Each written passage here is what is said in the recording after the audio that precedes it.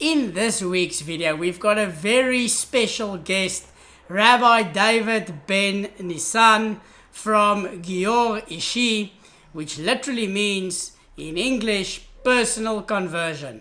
How can you go about getting converted to Orthodox Judaism in Israel, even though you don't live in Israel, you're not the Israeli citizen? If you are new to this channel and you want to learn more about Judaism, Israel, and conversion to Judaism, please consider subscribing to my channel by clicking on the subscribe button below.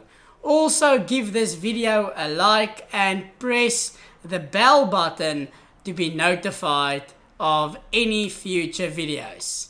And now it's all over to Rabbi Ben Nissan. Hello everybody all over the world. It's a very challenging situation to get converted.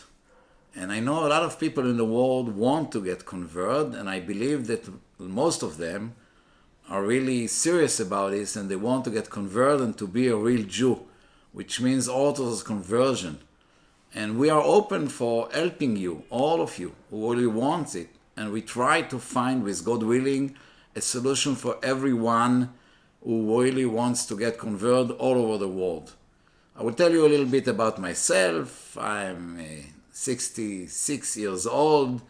I'm married. I have 7 children, thanks God, and so, a lot of grandchildren, and 2 granddaughters. And I live in Israel most of my life. I've been abroad for years, but I live most of my life in Israel, in the Samaria, in a settlement in Samaria. I studied when I was younger. I'm still studying now. You have to know that in Judaism, if someone is a great rabbi, you call him, in Hebrew we say Talmid Chacham, which means great student. In Judaism, you never finish to learn. So a great rabbi is not a great wise, is a great student. So when you want to describe someone that is a very, very big rabbi, you say he is Talmid Chacham, he is a great student, he is a wise student. But the formal learning is for Judaism after high school and for to being a rabbi, I learned in a yeshiva in Gush Etzion. And I had great rabbis over there, Rabbi Lichtenstein, which was the son-in-law of Rabbi Soloveitchik, who was the great rabbi in the United States, and Rabbi Amital, who was a Holocaust survivor. Unfortunately, both already died. We say Zichronam Livracha. So I had great rabbis, and this was my all learning officially in the yeshiva with them. And there I got everything, and I got what I need. And then when I left the yeshiva, I started to be a rabbi by myself, teaching other students. But as I told you, I was teaching, but always learning. And the last 11 years, I'm working with conversion. Before this 11 years, I was a rabbi in a school, in a high school, in a yeshiva high school in Shomron, and I was a director of a high school, a yeshiva high school for girls in Bnei Brak. And then I retired from the official teaching and being a director, and then I started working with conversion. Conversion means that you really see that people really want to be Jew, and they need someone to help them, and they need a way to know how to do it. We are here to do it as good as possible. We know conversion is not easy. We know conversion is not simple. We are speaking only about Orthodox conversion, which means whatever you learn, whatever you know, you have to observe. It's not just knowledge that you have to get and to know about Judaism, about history. This is the basic. You have to know the Jewish history. You have to know what are the stories of the Bible. You have to know where we come from. You have to know where the Jewish nation is starting from and where it's going to. We have to be part of this long journey of 4,000 years already, which continues. And if you want to be part of this long journey, you have to learn and to understand what is this journey. But this is not enough. Just knowing is not enough. You have to learn in what do we believe in Judaism. You have to believe by yourself what we know, that we all believe in God, in one God. I'm not going to tell you all the details now, that you have to learn with the teacher, but just the headlines. You have to know that you believe in one God, as the one God is the only God in the world, and we don't believe in anything materialistic, just one abstractive God, and so on. And then when you learn to get converted, you have to observe all what you learn. Observe means daily life. If you learn how to pray, you have to pray every day. If it's a man, you have to put on tefillin. And if you eat, you have to bless before you eat and after you eat. You have to learn all the holy days and keep the holy days as properly. So you have to learn it, to observe it, to keep Shabbat, to eat only kosher food in-house and out of your house. Whenever you eat only kosher food, and so on and so on. Subjects that you have to learn, and basically, and most important, to observe.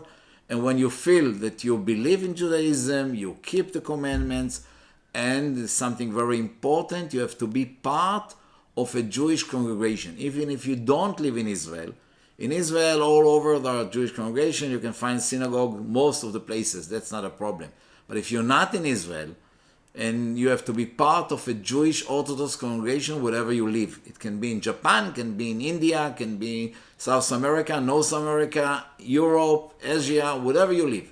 All over the world. We have already students all over the world, but the very important condition that they are connected to a very accepting, good Orthodox congregation, and they're part of this congregation, and this congregation will be their home after the conversion. This is a very important point to know and to understand. We didn't say it's easy. I said before, it's not easy, but it's amazing. It's a unbelievable journey, unbelievable option to be part of the Jewish nation, if you really want, but it has to come from you. We, the Jews, are not thinking that we want the whole world to be Jewish. We are not going all over like other religious and trying to convince people, maybe you want to be a Jew, why won't you convert? No, we don't ask anyone to get converted. But if someone really wants, then we open all our face, all our heart, all our mind, everything we need to open, we open for him or for her to get into Judaism. So here are we for you whenever you need. About the specific things, we'll talk later. It started only in Israel, and then we found out that you have a lot of people in Israel who live in Israel, and they have an Israeli partner. They come into Israel sometimes as tourists, sometimes they come to Israel as foreign workers, sometimes they meet people in the internet and they meet Israelis partners, and they come to Israel to live with their partners, but not Jewish, and they don't have Israeli citizenship. And then started to come to our organization a lot of people from abroad, not from Israel, all over the world, as I told you, and started to say, we want also get converted. Can you help us? So we started to develop this section of the organization, private teaching or personal converting. It started to be developed in Israel and out of Israel. So we have, thanks God, a lot of teachers in all kinds of languages. We teach in English, French, Spanish, Russian, German. But then come another problem. And this was the next development of the organization. People who do not have Israeli citizenship cannot go to the official Israeli court. The official Israeli court for conversion, which belong to the country, to the state, is accepting only Israelis. People who do not have Israeli citizenship cannot go to this court. So we started connection with a private court. This private court is Orthodox, the same level as the court of the nation. Two rabbis started and opened this court, but these two rabbis were formal dayanim, which means judges in the formal court. One of them even started the system of the official court, but they retired and they opened a private court for people who do not have Israeli citizenship. The court has the same demands. You need to be the same level. You have to prepare the same thing as you are prepared for the court of the state. The name of the person who started this was Rabbi Rosen. He established with Rabbi Perel. Rabbi Perel was the chief rabbi of Gush Etzion for 40 years and also retired from being a chief rabbi. Besides this, he was an official judge, Dayan, in the official court of the state of Israel. So when their boss retired, they decided to help people who do not have Israeli citizenship, but really wants to convert in a Jewish way, in a Jewish Orthodox way, even if they don't have Israeli citizenship. So they established a Beit Din, which means a court for conversion in Gush Etzion. There is also an option for non-Israelis to come to Israel and apply to a special committee and to try to get from the committee permission to get converted in Israel and then to become Israeli citizenship. I will explain everything. All these situations, as we said, we have Baruch Hashem, and with God willing, answers for whoever wants to be serious and get converted. And we will explain, whoever will connect us, we will explain what we are suggesting. So now we have more options. We have options for Israelis in the official court. We have options for other people all over the world who do not want or cannot come to live in Israel and get citizenship. They cannot get citizenship for any reason. So they can learn where they are, and then to be, as we said before, they have to be part of a Jewish congregation, and then they will come to Israel just for a few days, for a week, for the conversion. After we find out that they are ready, after that they learn, after that we know from the teacher that they are ready, I'm doing a pre-test to the people after they think they're ready to see if they're ready, and if they're ready, I send a recommendation to the court, and then the people will come just for a week to the court and get converted. And if they are a couple, they have to get immediately married, because as a Jewish couple, if you get converted and now you are Jewish, a Jewish couple cannot live together if they're not married. So right after the conversion, we do a marriage for these people, which we say in Hebrew, Kedat Moshe Israel. This is the official religious marriage that has been done from the time of Moses. Kedat Moshe Israel means in the religions of Moshe, Moses, and Israel, which means the same way that all the people were get married from the time of Moses for the 3,300 years period convert. So this couple will be married as all the other Jewish couples, and the children will be Jewish by the Jewish law recognized by God. So if you are ready to do the work, which means to learn and to observe and to practice it, but we will help you with a lot of love, with a lot of support, with a lot of help, all the words you need. Most of the congregation in the world do accept our conversion. You know that Orthodox, that these rabbis are well known over Israel and over the world. I cannot promise that all the rabbis in the world will accept it, because I don't want to tell you a little secret of Judaism. The rabbis do not always agree to every point. Not always agree. Mostly they agree, but not always agree. By the way, Judaism is built off of argument. If you learn the Bible, if you learn and you want to read the comments, if you learn Talmud, whatever it goes Talmud, it's always argument between rabbis. So I cannot promise you that all the rabbis in the world will accept it. But when we start to talk, we have to be connected to this congregation. If this is a congregation that you are going on, then the rabbi will accept you. But I want to tell you what is the real test, if they accept you or not, is your behavior after the conversion.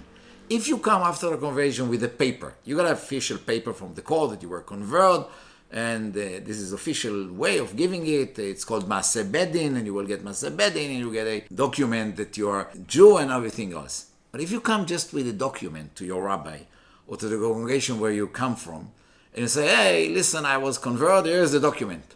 But they won't see that you behave like a Jew. They won't see that you keep all the mitzvot, all the commandments. They won't see that you do it. Then paper is nothing. They will not accept it. But even if in the beginning they will say, we have some doubts about it, we don't know enough, we can explain them. If they want, we can talk with all the rabbis and explain them what are our demands and what is the level and why should they accept it.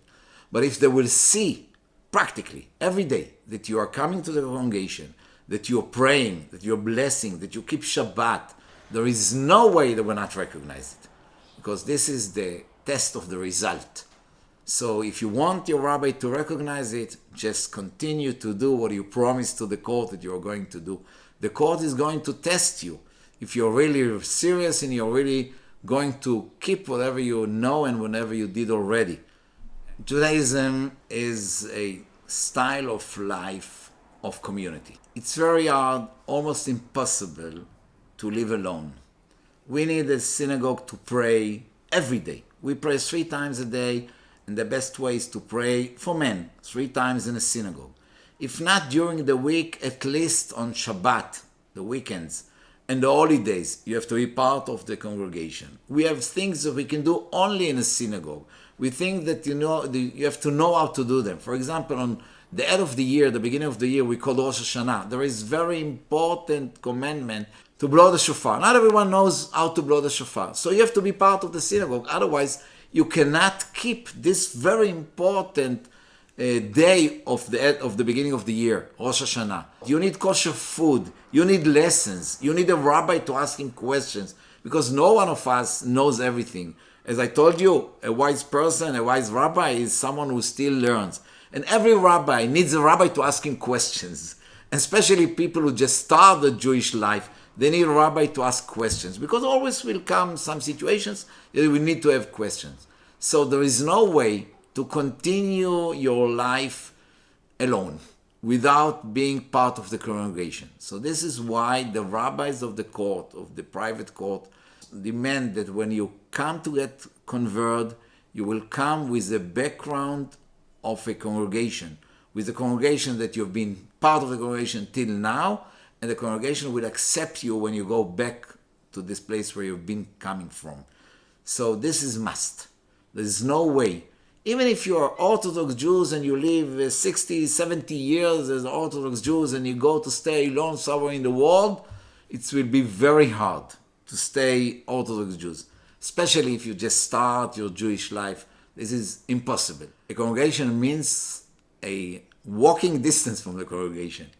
You cannot live 1 hour drive from the congregation, because you can't go on Shabbat 1 hour drive. You cannot drive on Shabbat, because if you're going to be Orthodox Jew, you're not allowed to drive on Shabbat. There is an option to decide that every Shabbat, or almost every Shabbat, you move to the place. There are some people who got converted. They live in small places, but not far away from their place, like maybe 1, 2, 3 hours from their place, was a Jewish congregation. So they decide that mostly every Shabbat, they will move to the place, they will hire a place, an hotel, a room, family, whatever solution they find, to be close to the congregation. This is also an option, but this means that every Shabbat and holiday you are there. During the week you can drive to the place and you can meet the people, you can come to lessons and so on. But on Shabbat, there's no way. You need to be in a walking distance. Walking distance, if you want to walk, can be also 40, 50 minutes, 1 hour. If you decide that we'll go every Shabbat 1 hour, it's good to go, right? It's always healthy. So if you want to go 1 hour, it's okay from our view. But the main point is that you have a walking distance to the synagogue. So it's always impossible to get converted without the congregation. The question if there are costs. Yes, there are costs. But we try to be very flexible, right? Because we know people not all the people have so much money. Which means from the beginning, from the first connection, till learning what these are your needs, till finding for you the special way you have to go, until finding for you a teacher. And then at the end, after you learn what you learn, we have to have the connection with the court. We need a test, pre-test before the court. We have to escort to the court, to arrange the court. All this umbrella, as we say, of learning is in Israeli money, new Israeli shekels, 2,500 shekels. This is around 650 euros, around 700 and something dollars. You can just translate it by yourself. Then you have to pay to the teacher, right? The teacher costs 100 shekels for an hour, but only hours that you get practically. The payment to the teacher, you pay only after getting classes. So you pay for all exact hours you learn. You learn 10 hours, you pay for 10 hours, and so on. So if you continue, it's 100 shekels, which is around $30, and you pay it straight to the teacher, not to the organization. You pay it straight to the teacher. This is all written in contract. Whoever will, after the first meeting on phone or video, WhatsApp, I will sending a contract, and everything is written, everything is clear, everything is sure, and we don't have any doubts. We don't want to be not understandable. We want to be very clear, understandable, what we demand from you to get converted, what do we demand for you to be in the procedure, what do we demand from you to pay. Everything will be very clear, and then you make your decision if you want to continue with us or not. If you have a way to learn by yourself, you can learn by yourself. If you have a teacher, sometimes people have teacher in the place. We don't need definitely our teacher to teach you. We need you to be taught by an official person who knows what he is doing.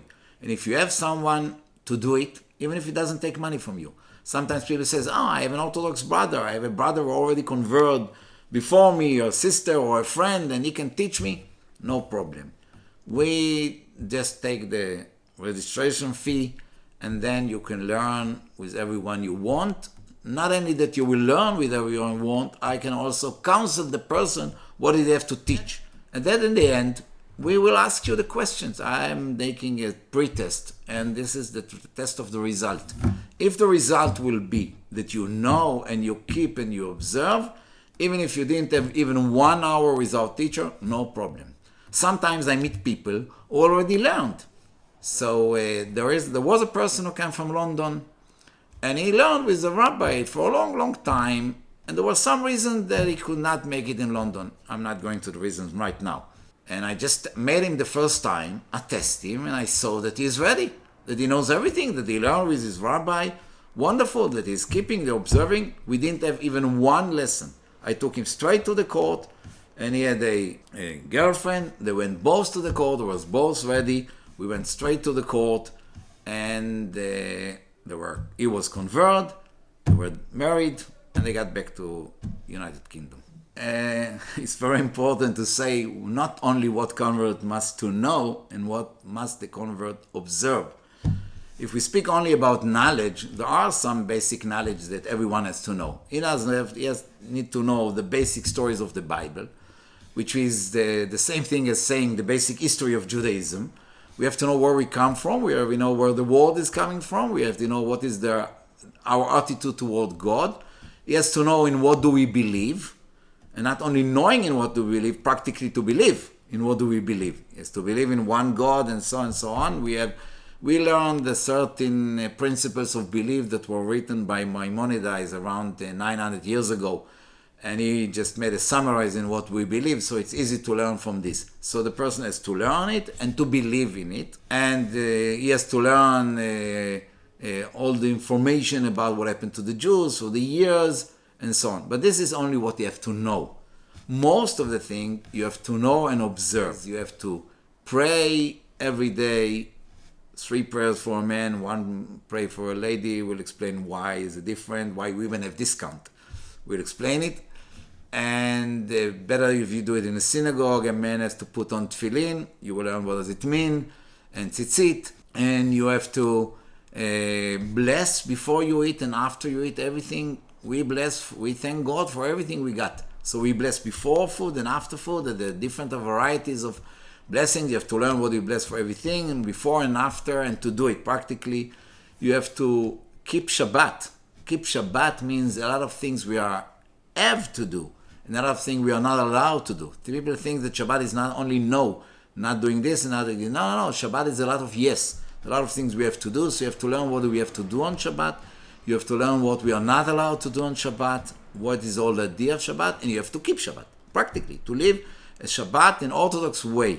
All the holidays. You have to learn all the holidays, what are the background of the holiday, where they're coming from, what are they representing, what the meaning of the holiday, and what is practically the commandments that this holiday demands from us. Every holiday has different commandments which we have to do. So you have to learn, which is maybe also you can call it the cycle of the year, which are all the holidays, and Rosh Chodesh, which is the first day of the month, and all the cycle of the year. You have to learn it and observe it. Then we have to learn also to eat kosher. We eat only kosher food. So you have to know how to handle a kosher house, whatever you eat at home, how to make kosher your house if you didn't have a kosher house before. You have to learn what does it mean kosher, what are we allowed to eat, what are we allowed to eat, how can we fix our house. We don't have to break our house, you don't have to break your kitchen. We have a way that you can make your kitchen not so hard, not such a hard way, but still it'll work. We can make all our kitchen, which you have right now, kosher. Maybe you have to buy some small things, And we have to eat kosher when we're outside. We cannot go to a restaurant, for example, if it's not kosher, and so on. We have to eat kosher if we are hosted by other people. We cannot eat by people who do not have a kosher house. You have to learn all these things and to practically eat kosher inside and outside. And we have to learn the cycle of life. We have to learn what does it mean to us when a child was born, he has Brit Milah after 8 days, and what does it mean, and wedding and bar mitzvah. This is 13 for boys, 12 for girls, and the graduate celebrations, and wedding, and unfortunately we also die, and sometimes people mourn, and so all this cycle of life you have to learn. And if you are a couple, if you live as a couple, there is a whole way of living as a couple. We don't live free life. We have a whole way. How do you live? How do you live your personal living between man and a woman? Is a special way which we call purifier of the family. Our family has to be pure, and we learn how to hold it and how to handle it. So you have to learn how to do it. It's mostly depend on the woman. So the woman has to learn with another woman how to handle it and how to work it out and how to live like this. So this is basically the topics of that we have to learn and observe with a lot of details, with a lot of patience. I'll tell you the truth. As I told you, there's no miracles. We say in Hebrew, there's no hocus pocus. Usually for people who start from the beginning and they just continue doing it every week, it can be around the year. Sometimes more, sometimes a little bit less. It cannot be 2 weeks. It cannot be 2 months. People who already have background, who learned before, as I told you, they cannot even learn one day if they already learned before. But it's based on that they learn and they observed before. But if they start from the beginning, it will not be less than 1 year. I say to these people who have difficulties in getting convert that just believe that these challenges are for you. The difficulties, just think as challenges. It is difficult to be a Jew. We are not selling something very simple. We are selling way of life. Judaism is worshipping God 24 hours a day. It doesn't mean that you don't work. It doesn't mean you go to synagogue 24 hours a day. It means when you work, what is the way you behave to the people you hired? What is the way you talk to the people you employed? What is the way you talk to the boss? What is the way you talk to your wife? What is the way you talk to your children? What is the way to attitude? We worship God. It's not only, we spoke only about things we have to learn, but the best way of being Jew is also to learn, and this is hard to teach in classes, but you have to learn it by yourself. We say in a very famous word, to be a mensch, to be a human being, which means to behave good to your fellow friend. There was a famous rabbi, his name was Rabbi Akiva, almost 2,000 years ago, and he said, the main rule in Judaism is you should love your fellow friend as you love yourself. So this is a very important way of being Jewish. So first of all, you have to adapt this way of life, of loving your friend like you love yourself. And then you have to adapt the way of working, having challenges, having difficulties. Difficulties is part of life. Thank you so much, Rabbi, for taking the time to coming all this way to Renana. The Rabbi drove especially out to have this interview and to help other converts out there. I told them about the converts that are struggling, and please God, in the description below, you'll have all the details of the Rabbi and his organization, and hopefully he could help you with whatever situation you are currently in. Thanks a lot, Rabbi. Thank you for listening. Thank you for the interview. Thank you for giving me a chance to talk to these people. It's also a challenge for me to find so many people who want to get converted. Thank you very much, and we'll hope to see you all good Jews sooner or later. So may you continue to be blessed in everything that you do. Shabbat Shalom. Shalom. Messiah.